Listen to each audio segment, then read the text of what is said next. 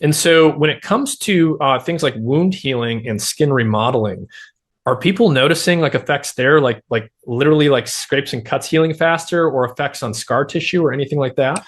I mean, yes, it should, and that's what all the studies of GHKCU and wound care are. It's a very I'm not in the wound care world because that's like a whole separate world of medicine, but I'm hoping that they're using GHKCU often because the studies show that it is so effective for wound healing.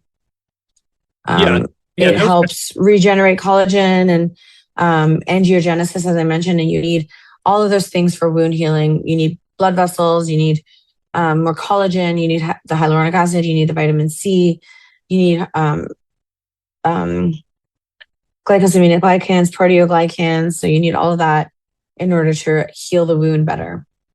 Yeah, and as we mentioned, this is an endogenous peptide, GHK-Copper, and I Yeah. mean, in this article that you cite some evidence that it does decline quite dramatically with age. It's going to go down by more than half, comparing like a 20-year-old to a 60-year-old, say. And so, it is Yes. one of these things, like so many things that decline with age. So in some sense, it's the idea here that by using exogenous GHK-Copper, whether it's injected, topically applied, or whatever, you're basically just restoring some level of what your GHK levels used to be. Exactly. That's exactly what we're trying to do. Yes, I have. How do you use it? Do you currently Yes. use it? Is it topically applied? How do you do it? Just out of curiosity. I've done both injection and I've done topical, and I've seen benefits with both. The most recent was topical. It was a K Beauty skincare brand that combined copper with hyaluronic acid and I believe niacinamide, and it was a serum, and it was amazing. It was excellent. I used it all. I kind of want more. I used it all super quickly. It was just such a good serum. It really works really well. But yes, I've definitely used copper. Yeah.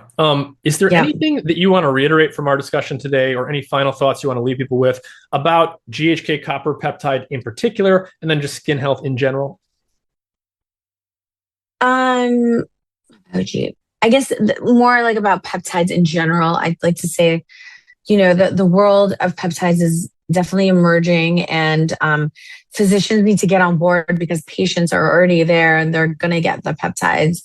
And no matter what, they're here to stay. So we need more studies that they're supporting its use in humans. And GHK, I encourage everyone to at least try out some skincare with GHK. And there's a lot out there. I don't have any specific brand that, I'm promoting at the moment, but there's a lot, and just try it out and see because it's usually well tolerated.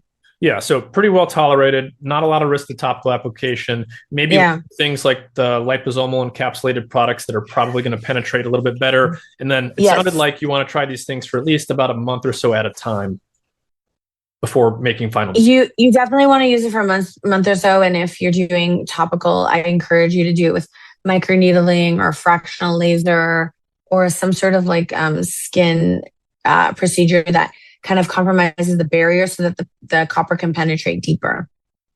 All right. Well, Dr. Rahi Sarbaziha, thank you very much for your time. I know I only had you for an hour because you've got a new baby at home. So congratulations. I do. Yeah. Oh, thank you. Thank you so much. All right. Have a good day. Take care. All right. Bye-bye.